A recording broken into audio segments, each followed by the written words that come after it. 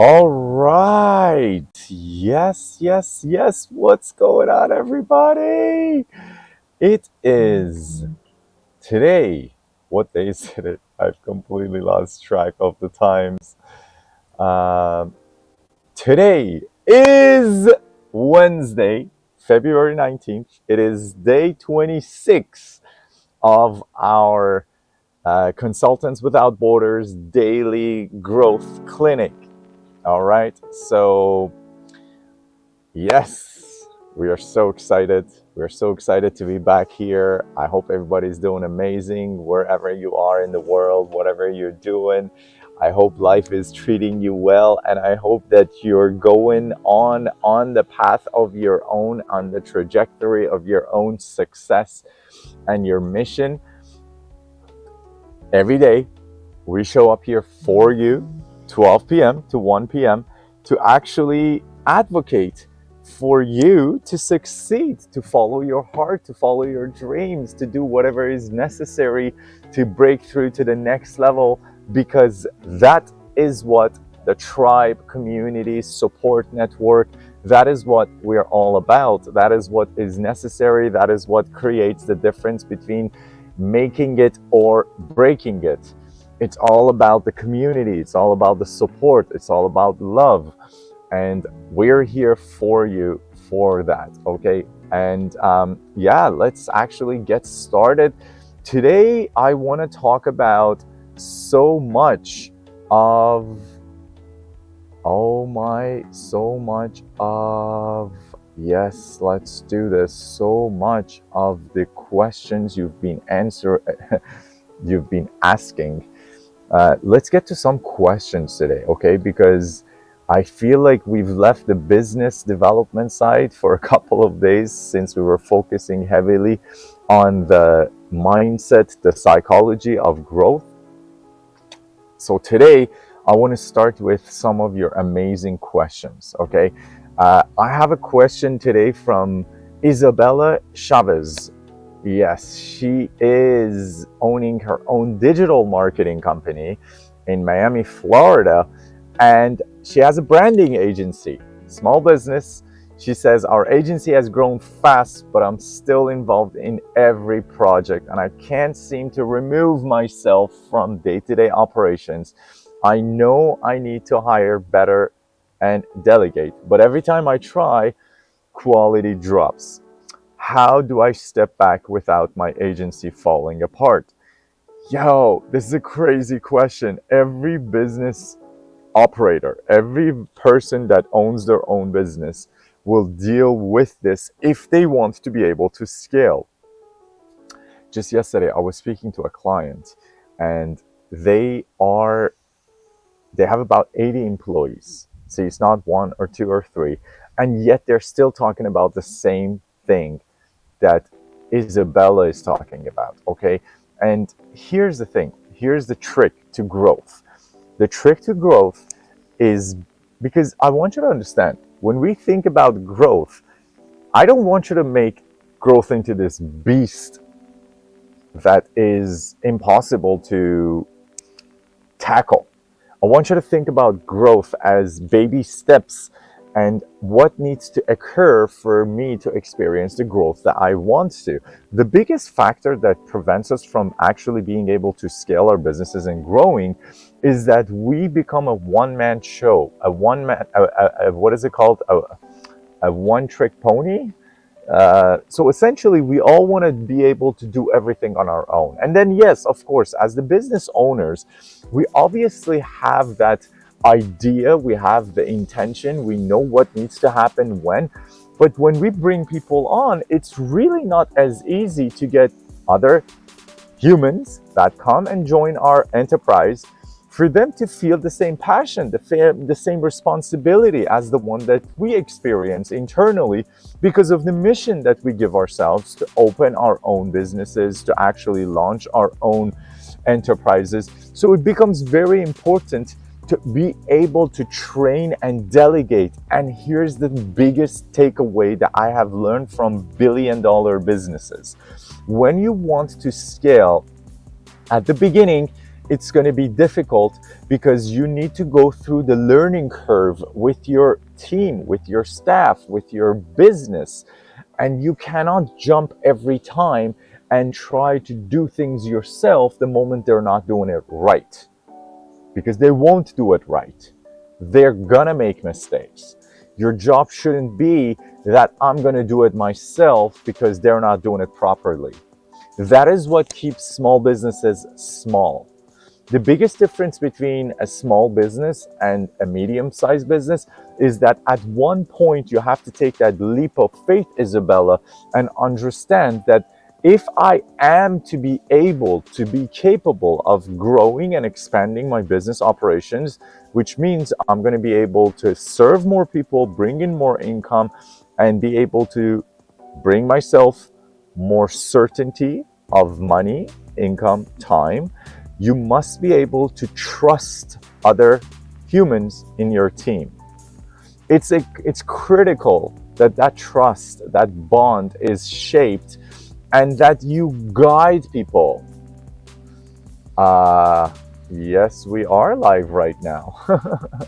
We have a YouTube viewer that is asking if we are live. Of course we are live. So we are live every day between 12 p.m. to 1 p.m. Eastern Standard Time, coming here giving you the best strategies, the best ideas, both in terms of the tools needed to scale, to bring more success to your family, to your community, to your business, as well as the psychology that underlies and is basically the foundation of any success formula. That is the idea of Consultants Without Borders. Hello, Adventure Inventor. I don't know if I see your name correctly. Oh, Adventure Inventors. I like that. What do you invent, Adventure Inventor? Adventures? I like that. I gotta go see your YouTube channel. I hope you put nice videos of your adventures. I'm gonna actually make a note and go follow your videos there. So what we try to do is to be able to scale, as I was saying, Isabella, with your question on how you can actually leverage growth by taking that leap of faith and having trust and knowing that yes, you are going to drop in quality, in performance by about 20 to 30%. And that should be communicated with your clients as a natural part of the growth of the business. That yes, we are going to make some mistakes. We will make it up to you. Do not take it personal. We are just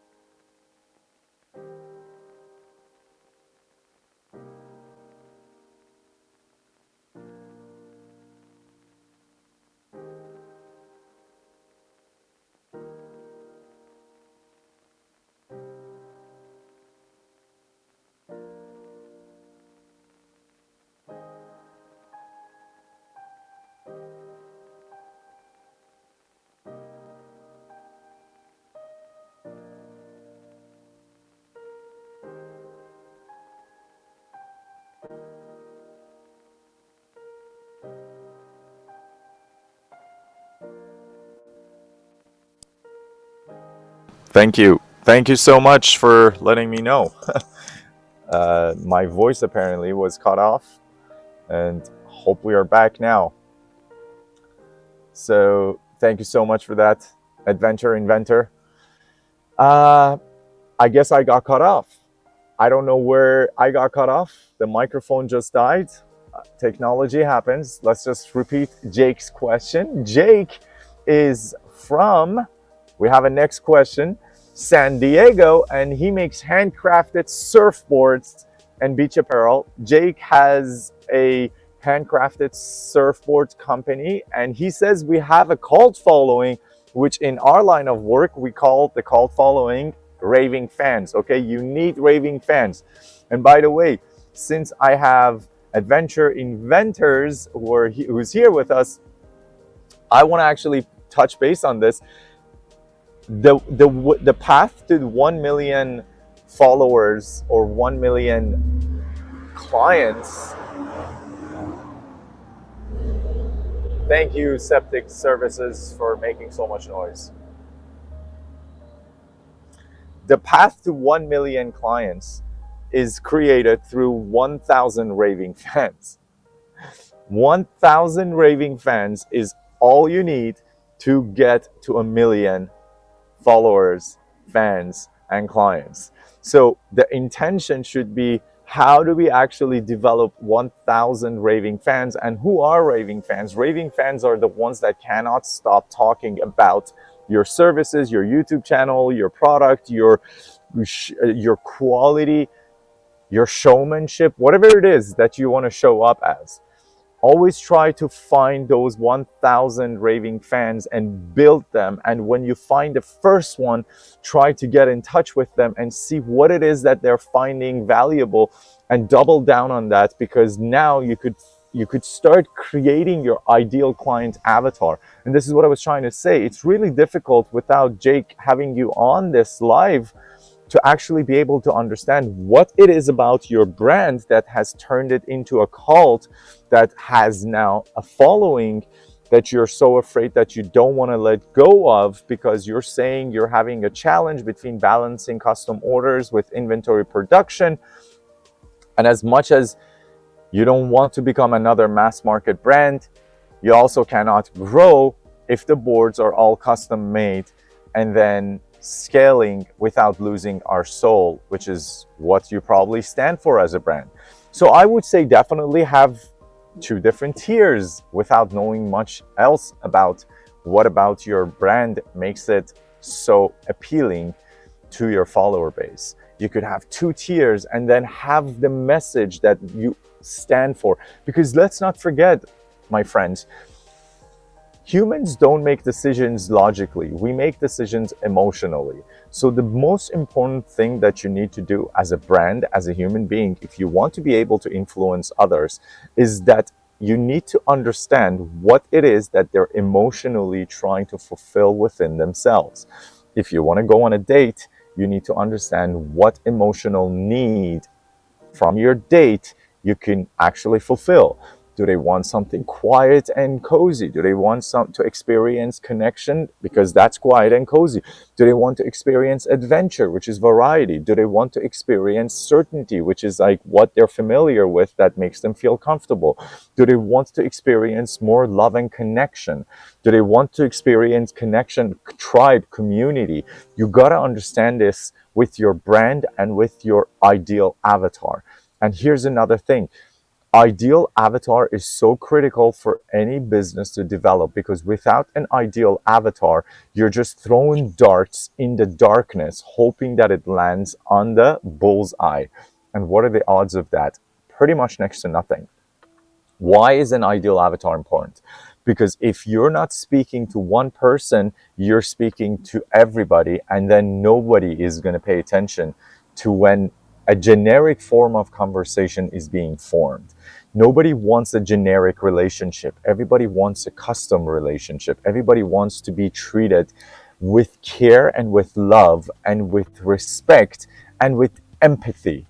Compassion, empathy and compassion is very important, not only in human relations and communication, but most importantly in any kind of business. So if you have anything to sell anybody, it's it's paramount that you're able to deliver to them empathy and compassion, knowing what it is that they need, knowing their pain points, and by providing them a solution, you position yourself as an authority in the industry. Now, most businesses make the mistake of just putting their products or services right in front of the face of the 3% of the market share, who are the people who are actively ready to make a commitment and move ahead with an offer. And everybody's fighting over the same thing, which is where a lot of business is lost in the pipeline of customer development and scaling. The big idea must be to nurture your 20% of the market share that is problem aware, yet are not aware of the solution to the problem. That's where the biggest businesses are born. And I want you to understand, Jake, if your business already has a following, you got to figure out which one of their needs your brand is actually fulfilling.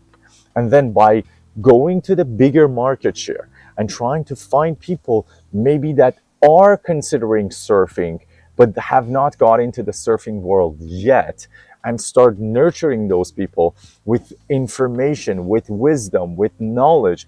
And by the way, this is a shameless plug, but with our AI employees that we deploy into companies, this is exactly what we intend to do for companies, so that you could nurture your clients on a custom tailored, custom, very specific conversations that are not template conversations, that are catered and curated towards their needs, so that you could actually move them along the pipeline of from being a lead to a prospect to a paying customer, and turning them into raving fans by giving them the love, the attention, the compassion, and the empathy that they need and they require. Okay, so I hope that helps you out, Jake. But definitely figure out what it is in your company that you're catering to in terms of the emotional needs that has allowed you, good for you by the way, to build that cult following. Talk to them, give them surveys, ask them questions, entice them to give you more answers on what it is that gets them excited about what you do. And always remember, you could do one of the two things. When you're limited in production, you could either start, if there is a lot of demand, you could either start increasing price models, so you charge more. This is demand, price and demand, supply and demand always create the pricing structure. Not always, because there are so many people I know of that are out of supply, the demand for them is a lot, yet they're too afraid to take that leap of faith to actually increase the price. So there are ways strategically that this could happen. If that's what you want to know more of, I invite you to jump on a call live with us right now. Not trying to charge you or sell you anything, but we're here for you every day, 12 p.m. to 1 p.m., trying to make sure your family is looked after, that you get the success that you want quicker, and then you could have the financial success and the health success, relationship success, all of these that you desire quicker, more efficiently, wasting the least amount of resources. Okay, let's go. Next question we have today. Today is a question day, okay? So we're going on strategies and we're focusing on what works. Next question we have is from Hannah Lee, founder of Lashes Beauty Bar. Oh, no way, in New York. Eyelash extensions and beauty services. See, my partner Star still to this day owns her beauty and eyelash extensions services. Now she's focusing more on products, so I'm very well versed in this niche. Okay, so Hannah says, I run a successful beauty bar specializing in eyelash extensions. Good for you, girl. And my biggest challenge is hiring and training staff to maintain the same quality as me. Ooh, sounds like this is the same thing as Isabella, isn't it? I want to open a second location, but I'm scared of losing control. What's the best way to expand while keeping my brand reputation strong? Girl, first of all, Hannah, good job. Good job. Hannah Lee, good job. I love women that start their own businesses because it takes a lot of guts to do a business from scratch. So, first of all, good job. Good job. I love that for you. Thank you for doing that. Second of all, training is everything. Training, training, training. And the way that you actually train people without losing quality is by having a culture. Company culture is very important. Without a company culture, without standing for anything, you're standing for nothing. You've got to take a stand and say, this is what our company is shamelessly standing for. And that becomes your internal culture as well as external culture. The best companies in the world that everybody wants to work for, such as the Googles, the Apples, the Teslas, SpaceXs, Microsofts, HubSpot, all of these companies have amazing culture. They have a culture. Even Amazon, that nobody wants to work for, apparently at a warehouse level, it still has a culture. You cannot survive without culture. Culture to a company is the personality to human. A human with no personality will not succeed. A business with no culture will not get anywhere. So in order for you to be able to have staff, be able to scale so that they are able to see the vision that you have when you first started your business operations, you must be able to actually communicate with them what kind of culture, what kind of message you stand for. What is the intention behind your company? What are you trying to achieve? See, everybody wants to just make more money. Why do you want to open a second location? You want to scale? You want to make more money? However, you have a reputation as a business owner. You open your own business. You dedicate yourself, blood, sweat, tear, and then you develop this identity for your business and you start hiring people, and those people are not delivering the same way you would. Of course they wouldn't. Why should they? They're not the business owner. I don't know why business owners expect that employees should actually act the same way that a business owner does. It will never happen unless you work on a models of a fractional basis of ownership, which even in that case, it's still hard to stimulate them and actually get them excited and to entice them. Because even if you did fractional ownership and you paid, I don't know, like a few percentage points over time for people that are sticking by you so that they would build some equity in your business, that still percentage point is so small that in the movement of, I don't know, like a few $100,000, it still doesn't convert into much. So culture becomes very important. You want to grow, you must start strengthening the internal culture of your company. And then, Isabella, by the way, this also helps you. And then your external culture, the presentation of what we stand for to our clientele versus the presentation of what we stand for to our internal team. Very critical in scaling. If you want to keep the quality up, you gotta have that culture. You see culture building in Apple. They're very strict about what they stand for. They're very strict about what they want the customer to go through as an experience. I have friends that work at Apple, and whether it's at the retail level or whether it's at the corporate level, there are very specific and clear lines of communication in terms of the management from top down, in terms of what we stand for. Okay? This is very important. Actually, as a matter of fact, I have a story that I wish to share with you, because this is a story of United Airlines. Do you remember United Airlines during the COVID? And then they had this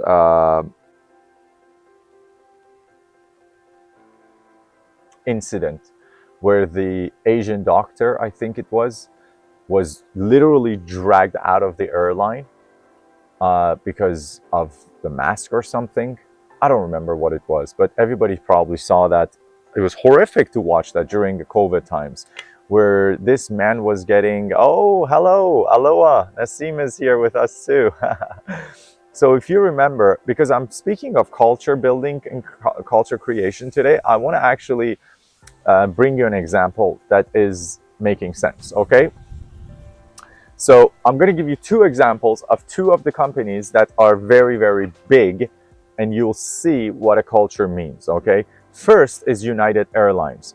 What does United Airlines do when they see there is a video that comes out with this person who's getting dragged out of the airplane with two of their feet being held by the police officers, kicking and screaming? This was during COVID. I don't know if anybody remembers this. Hold on a second. Maybe I could even find this video and actually show it to you. United Airline incident, person dragged out.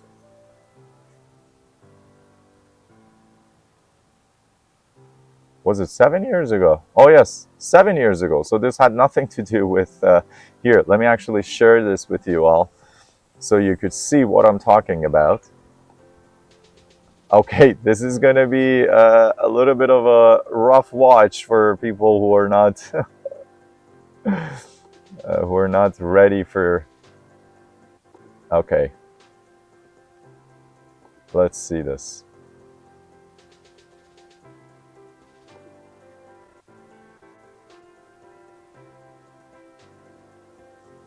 Hold on a second. Okay. By travelers on a United Airlines plane about to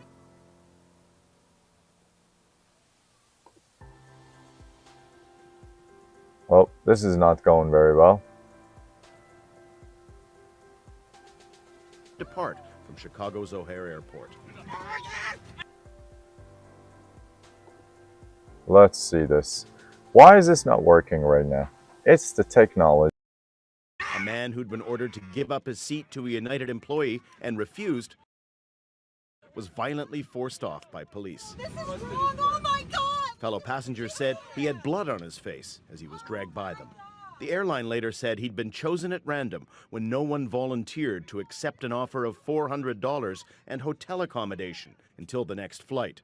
He said he was a doctor and had patients to see the following day. Later, clearly disoriented, he somehow managed to get back on board.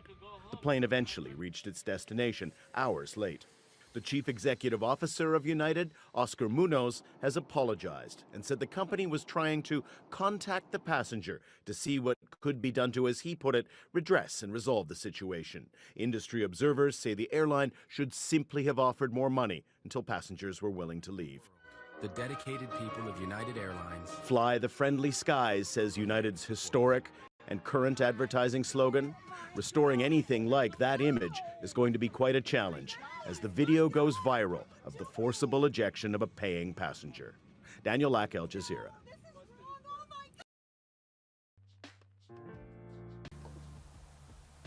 Yes. So I just want to make sure, I just wanted to see that, make sure that you see this. That's great. So now you just saw what happened.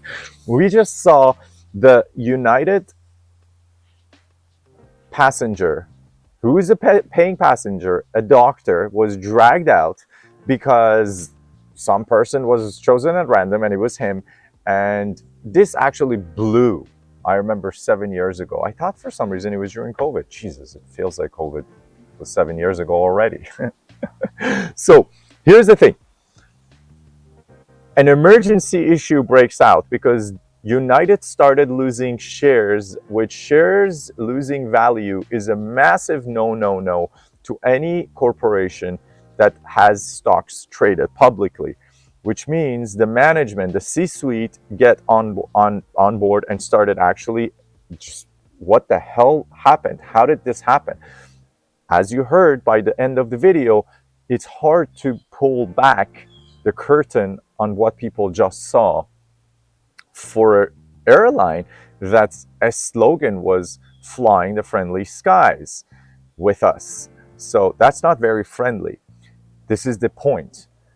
When they actually ended up studying, they got an external consultant team, and the VP of marketing started studying at United. What was the cause of this? How could we have done this differently? What was the problem? They also felt like when they were looking up down, there were a lot of breakages of value chain. We call this value chain. A lot of the times the value chain breaks. So they were looking to see how this is happening. You know what was the S slogan? What was the one-liner that every United employee was told before this happened? So the one-liner that they used to be operating based on used to be, do your part. This is the training. This was the culture. So the culture of United before this video, until this video happened, was that every employee was told, do your part. Do your part. And what does that mean when you're told, do your part? So here's the thing. The management tells everybody the company culture that we want you to behave by is do your part.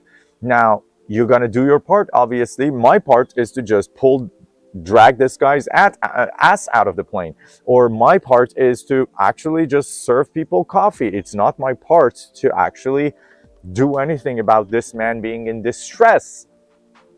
Now, as you can see, do your part is a good probably line, culture line, to tell your employees when you have thousands of them that they should just do their part and, like, don't get distracted.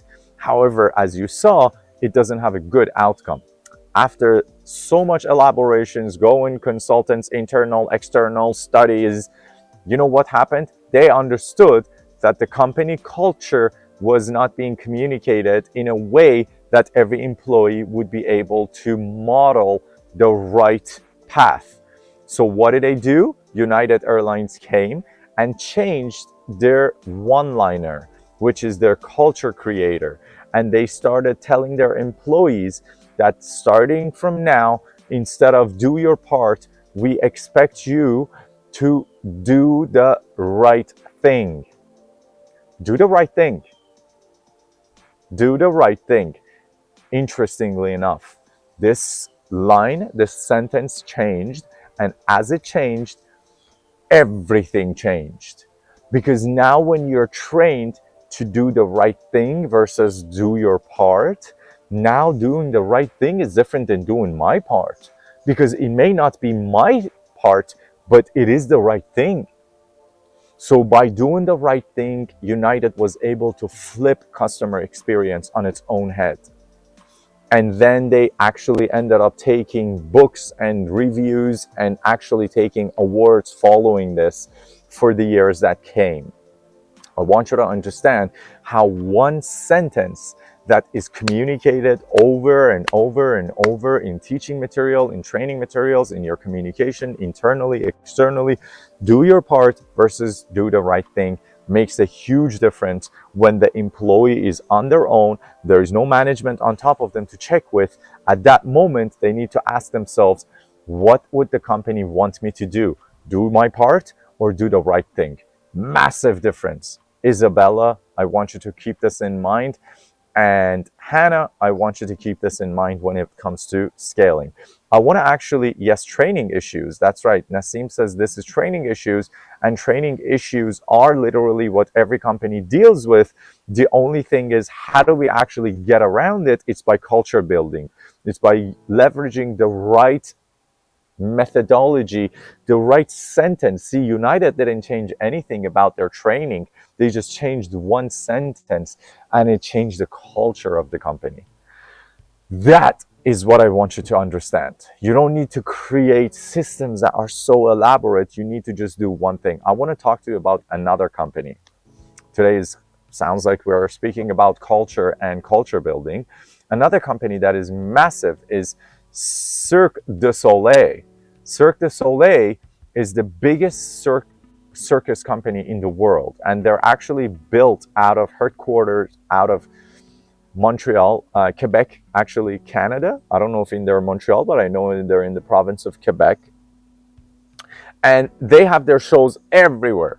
Vegas has always Cirque du Soleil. They have their shows anywhere that there is a massive amount of population, more than 2 million people, 1 million people. There is bound to be a Cirque du Soleil that will show up in your city. Now, they're absolutely astounding. They take pride in having the highest quality performance talents, and they acquire talents and they train them. They actually train them so much. They don't even hire ushers. I want you to understand this. So, ushers are the people that, you know, when you go to Cirque, they just dress up and they actually get you to walk in. You know, they just welcome, please go, your seat is over there, your seat is over there, what is your seat number? Oh, let me look at your ticket. These people are called ushers in the hospitality industry.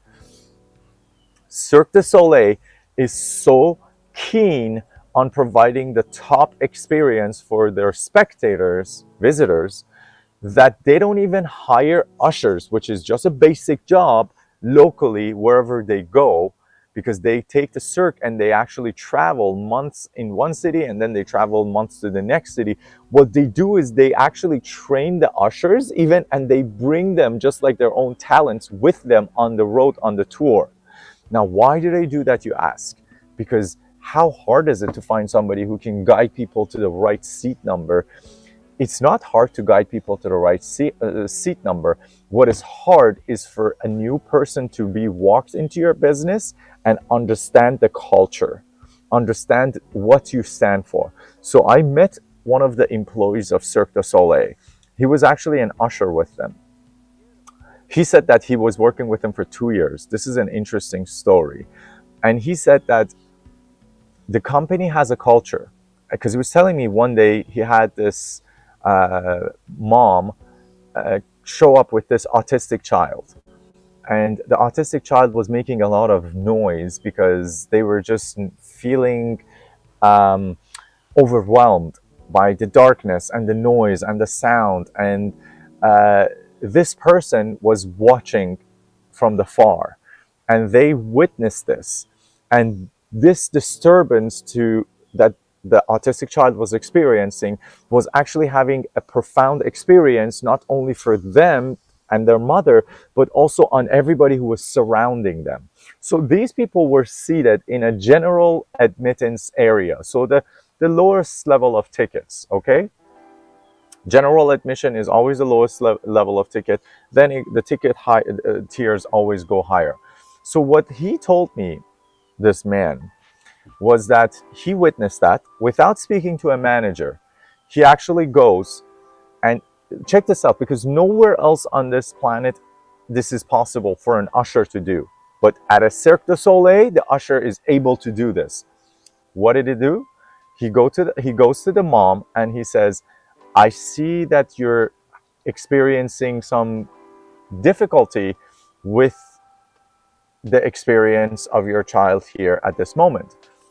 Is there a way that I could actually treat you to a more exclusive access and seat on the house? So what he does is, listen to this, these people had paid $80 per seat, grabs the mom and the child, brings them to the VIP area, which the tickets are $500. Okay? $500 tickets. Grabs them, brings them, sits them there. Why? Because the VIP area for that show was kind of empty. There was nobody there.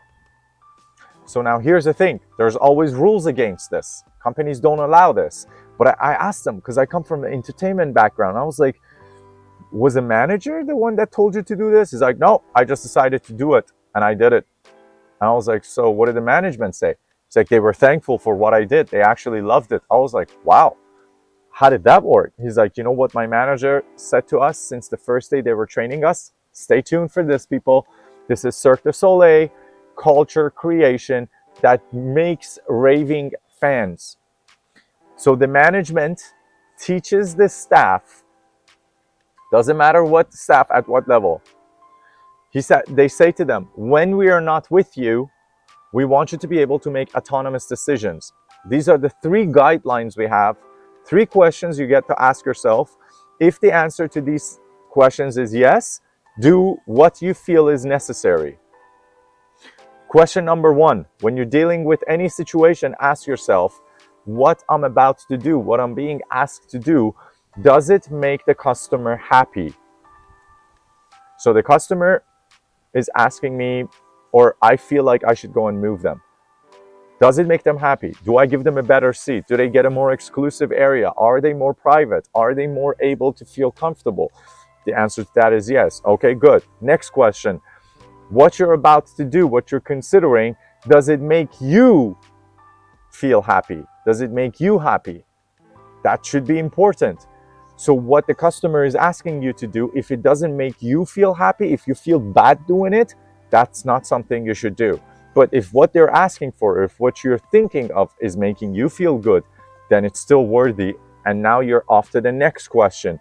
The next one is, does it make Cirque du Soleil, make us look good? If the answer to that is yes, that's where you end it. Take the action, make it happen. Don't need to ask a manager. That's crazy, guys. I want you to just actually review what just happened. The biggest circus production company in the world that is worth in billions has 3 questions that they teach their staff that they want you to ask yourself. What I'm about to do, does it make the customer happy? Yes, good. Does it make me happy? Yes, good. Does it make the company look good? Yes, good. Do it. Don't ask questions. Don't go find a manager. That's called culture building. Now, what kind of culture do you think Cirque du Soleil has? Just what I told you, even if you've never been to a Cirque du Soleil. A beautiful, customer-centric, raving fan-oriented experience. A culture that is customer-centric and raving fan-oriented. That's what you got to do. If you want to scale your business, you got to have an outline, a framework where your employees, your team members can just ask themselves one question. Am I going to do my part, or am I going to do the right thing? That makes a huge difference on how I make the decisions I make. Am I going to make the customer happy, me happy, and make the customer look good? Or do I have to, every time something happens, go ask Isabella, should I do this? Hannah, can I do this? You can't do your business scaling like that. You must be able to trust humans that they will make the right decisions, but you must give them the guideline and the framework. Okay, that's very critical. I hope this helps you. And I love culture building. Culture building is something I spent so much time on as a breakthrough consultant in enterprises. So I really love these questions. No,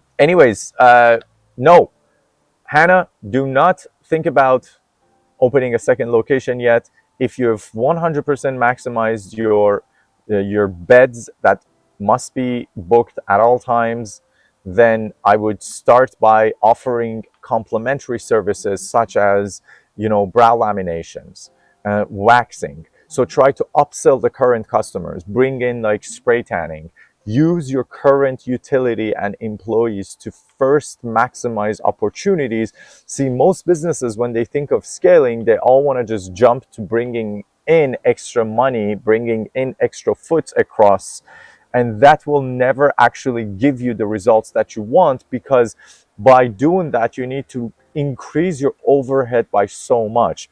Whereas in fact, the smartest way to actually increase your bottom line, which is profitability, is to tap into the opportunities you already have today instead of creating new opportunities that you think are possible for you. You don't want to increase your overhead. Your staff is already there. You want to be able to actually get your staff to do more and get rewarded more for the same time that they're spending with your clients. So if you're going to be paying your staff $20, $30, $40 per hour, and then you get to charge an extra charge for some extra service that's going to cost you $50 to do an eyelash lamination while you're still doing your, eyebrow lamination while you're applying the eyelash extensions on. It's the same process. They're still putting it on and just waiting for 15 minutes. Now you're able to upcharge $60, which means you now have an extra $60 on top of whatever it was that you were charging for your eyelash extension applications or refills, whatever it is that you were doing, okay? So I want you to kind of understand that your choices are not limited to only opening a second location to scale.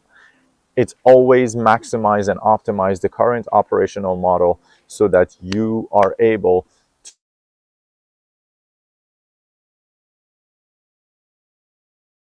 to be working. Okay? Get them busy working. Staff want to work harder, they want to work more if they have a culture to follow and if they have a model that they could easily, without getting confused and without getting caught up in the web of confusion, make the decision. So that's your job as a business owner. Make it easy on them and maximize the opportunities right now.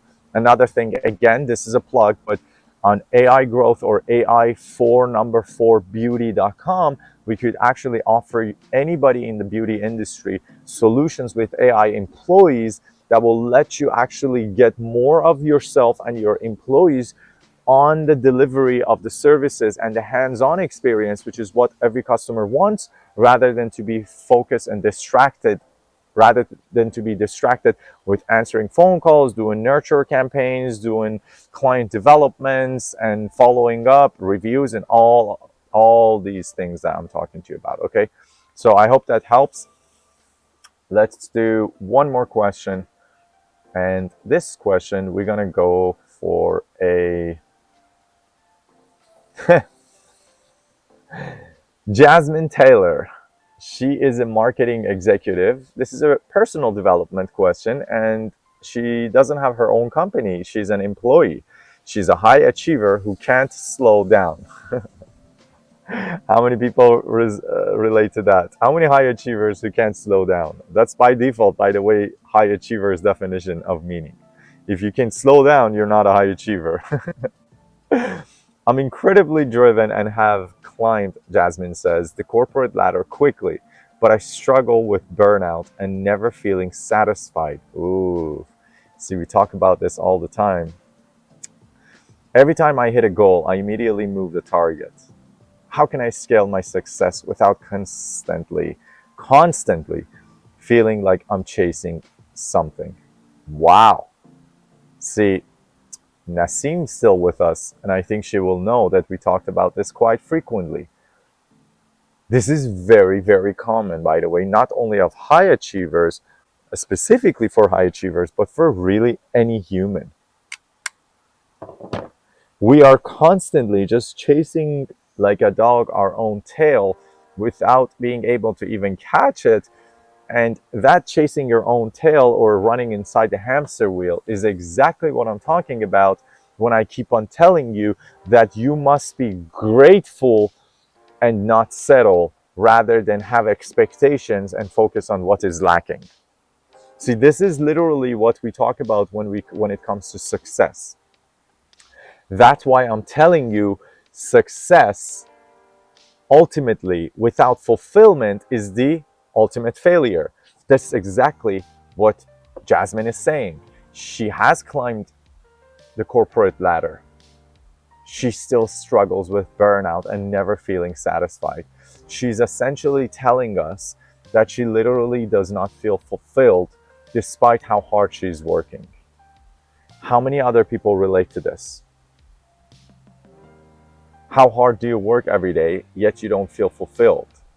The reason for that is because lack of fulfillment comes from lack of gratitude. And here's the next 30 seconds will change your life if you just stay tuned in. Tuned in. Stay tuned in. Next 30 seconds will change your life, the way you see things. Trade your expectations with gratitude, and you're ultimately and immediately feel fulfilled. That's the formula for fulfillment. Let's say it again. It's that simple. It changes your life. Trade your expectations with gratitude, and you're immediately fulfilled. Write that on a piece of paper. Put it on your phone's screensaver. I want you to see this every time you go to your phone. Trade my expectations with gratitude, because as humans, we all have so many expectations, infinite expectations, not only of others, but mostly of ourselves. Do you know why we have expectations of others? Because we expect ourselves to have a specific delivery, to show up a specific way. And by the way, where does that expectation of ourselves come from? That comes from our parents, our upbringing, and how we were taught to actually behave. We were expected to show up a certain way, otherwise we weren't going to be loved, we weren't going to be accepted. Our parents wouldn't love us, our family wouldn't nurture us, our school, our teachers wouldn't actually give us the marks we needed. It was all training us all along with expectations that we had to meet. And that mentality has kind of moved itself all along, which is why humans are so miserable, even though we have the most access to the most amount of comfort, technology, and everything else that today is available at our fingerprints, at our fingertips, at our fingertips. We have access to the world, yet we cannot find fulfillment. We go mindlessly over our social media, just going down, down, down, down, down, trying to find something that gives me that dopamine shot of happiness, because we have expectations that I need to feel good right now. And if I don't feel good, my life is not normal. My life is not good. As a matter of fact, can you always feel good? Happiness and chasing happiness is one of the craziest, most dangerous things that humans can actually adventure on. Is it possible to always feel happy? No, it's impossible to always feel happy. Is it possible to always feel sad and depressed? That's also impossible. If you notice, people who are depressed or have the illusion of depression, they also have times that they're smiling and they will jump up and down, because you cannot always be in one constant state. That's not existence. Existence is about change. It's about variety. It's about sometimes it's sad, sometimes it's happy, sometimes it's down, sometimes it's up, sometimes it's energetic, sometimes it's depressed. You cannot expect yourself or anybody around you to have any consistent ways of showing up. When you do that, you're only setting yourself up for failure. Remember that. With expectations of anyone, starting with yourself, you only set yourself up for failure. Does that make any sense? That's right. That's very true. Nassim says, the contrast between these two sides and polarities is what makes it special. As a matter of fact, it's not even special. The very experience of life is the movement between two different states, because without this movement of emotional states of going from happy to sad, from sad to happy, from cold to hot, hot to cold, from day to night, from night to day, from hour to hour, without this movement, there is just stillness. And stillness is the singular point of creation out of which everything comes about. They also, by the way, scientists like to call it the Big Bang, the moment of Big Bang. It's that moment of stillness where in one instant of the millionth and billionth of a second, from nothing, you have this massive roar and explosion of everything. So here's the thing. I want to leave you with this as we are getting to the bottom of the hour today. I want to leave you with this, and I keep on repeating this because this is probably the most critical thing I want you to hear. Most people are speaking of spirituality. Most people are speaking of the spirits and all of these things that you got to pay attention to if you want to be a more wholesome being. I want to propose to you something else. We are not human beings having a spiritual experience at best. We are spiritual beings having a human experience, and I want you to understand that. So do not go in the mindset that I have to experience life from a monotonous, everything has to be a perfect way, the way I expect it. The entire experience of life, of existence, is literally that movement up and down, the different emotional states. You cannot predict any of it. Don't try to control or predict any of it. You will just set yourself up for failure, and you're going to drive yourself and everybody around you nuts. So anytime, and this is the closing thought of this episode, Jasmine or anybody else, anytime you feel like you're not feeling within you alive and fulfilled despite all your achievements, take a moment, and at that moment, take a deep breath. Sigh of relief. Do that 3 times. And now trade your expectations with gratitude. I'm so grateful I'm alive. I'm so grateful I'm healthy. I'm so grateful that I have a job. I'm so grateful for all the efforts that I put into what I've done to get to where I am today. I'm so grateful to have a family. I'm so grateful to have food in my mouth on the plate in front of me. I'm so grateful that I have a car. I'm so grateful I have a technology in my hand that I could ask anything from it and it will give me the answer instantly. This is how you become fulfilled and happy, not by chasing dreams and goals and expectations, but by acknowledging what you have right now. That doesn't mean you're going to settle. You're always going to push for the next breakthrough, but you must be able to experience gratitude if you want to be able to have the whole experience of being human. Otherwise, you're just being a human doing, not a human being, which is what you really are. We're just living in a society of human doings, just mindlessly running around and everybody's just doing something mindlessly. We are living amongst human doings, yet we're all human beings, okay? Go back to being grateful and your life will change. Love you so much. My name is Bliss. Every day, 12 p.m. to 1 p.m. Eastern Standard Time, we come here on this show, Consultants Without Borders, to talk success, to talk growth.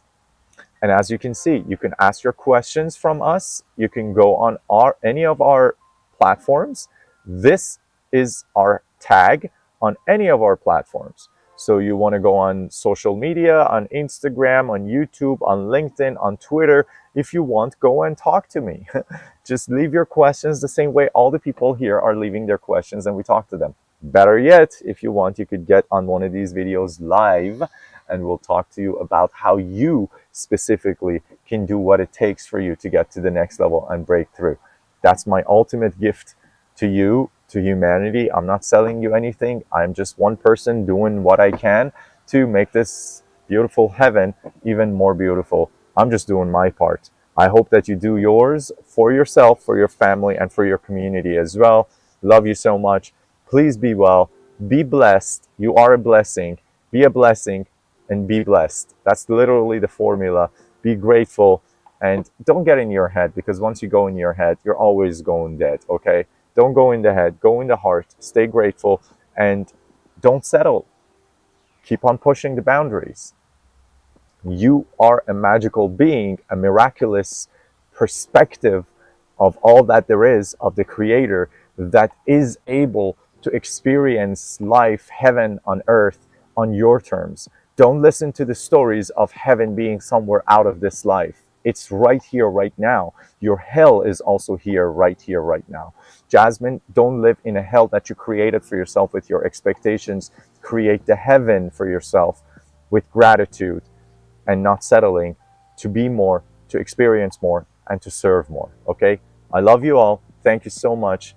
Bliss out. Until tomorrow. Same time, same place. 6 platforms, and 14 different outlets. We are here to serve you. So much.